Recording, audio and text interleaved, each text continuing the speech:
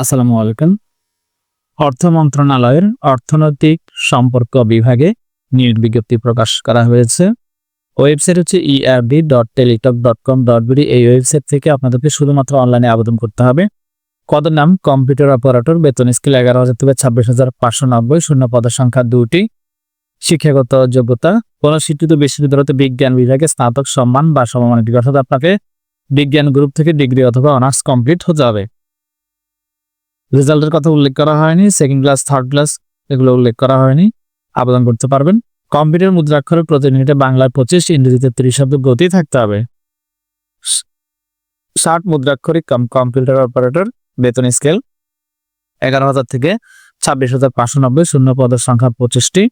স্বীকৃত বিশ্ববিদ্যালয় হতে স্নাতক বা সমমানের ডিগ্রি, এটাতে অনার্স অথবা ডিগ্রি পাস হতে হবে। কম্পিউটার প্রশিক্ষণ প্রাপ্ত হতে হবে। কম্পিউটারের স্পিড থাকতে হবে। ইংরেজিতে 30, বাংলায় 25। ওয়ার্ড প্রসেসিং, ইমেইল, ফ্যাক্স এগুলো জানা থাকতে হবে। অফিস সহকারী কম্পিউটার মুদ্রাক্ষরিক, বেতন স্কেল 9,300 থেকে 22,490, পদের সংখ্যা 6টি। কোন স্বীকৃত বোর্ড হতে উচ্চ মাধ্যমিক সার্টিফিকেট বা সমমানের পরীক্ষা উত্তীর্ণ, অর্থাৎ ইন্টারমিডিয়েট পাস। কম্পিউটার প্রশিক্ষণ প্রাপ্ত। ওয়ার্ড প্রসেসিং সহ ইমেইল এগুলো জানতে হবে। কম্পিউটারে বাংলায় 20, ইংরেজিতে 20 শব্দের গতি থাকতে হবে।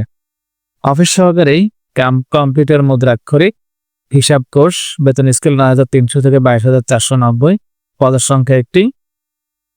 কোন স্বীকৃত বোর্ড হতে উচ্চ মাধ্যমিক সার্টিফিকেট বা সমমানের পরীক্ষা উত্তীর্ণ, কম্পিউটার প্রশিক্ষণ প্রাপ্ত, একই রকম যোগ্যতা। অফিস সহায়ক, পদের সংখ্যা 40টি, বেতন স্কেল 8,250 থেকে 20,010 টাকা পর্যন্ত, এসএসসি পাস, যে কোনো গ্রুপ থেকে, যে কোনো বোর্ড থেকে। 1 মে 2025 তারিখে প্রার্থীর বয়স 18 থেকে 32 বছরের মধ্যে থাকতে হবে। সকল জেলার প্রার্থী এখানে আবেদন করতে পারবেন। যাদের কোটা রয়েছে তারা পুরো সার্কুলারটা ভালো করে একটু পড়ে নেবেন। আবেদন চলমান রয়েছে, শেষ হবে 30 জুন 2025 তারিখ বিকেল 5টায়। অনলাইনে আবেদন করার জন্য আপনার এক কপি ছবি, সাদা কাগজের সিগনেচার, এসএসসি এইচএসসি ইনফরমেশন গুলো লাগবে, অর্থাৎ আপনার শিক্ষাগত যোগ্যতার ইনফরমেশন, রোল, বোর্ড, পাশের সাল, জিপিএ এগুলো লাগবে। এরপর আপনার ভোটার আইডি কার্ড অথবা জন্ম নিবন্ধন লাগবে। আবেদন ফি শুধুমাত্র টেলিটক মোবাইল দিয়ে আপনাকে এসএমএস করে পেমেন্ট করতে হবে। এসএমএস এর জন্য যে ফি সেটা হচ্ছে 1 থেকে 4 নং পদের জন্য 112 টাকা, 5 নং পদের জন্য 56 টাকা, যেটা অনলাইনে ফর্ম পূরণ করার পরবর্তী 72 ঘন্টা অর্থাৎ 3 দিনের মধ্যে আপনাকে টেলিটক সিম দিয়ে এসএমএস পাঠাতে পারবেন।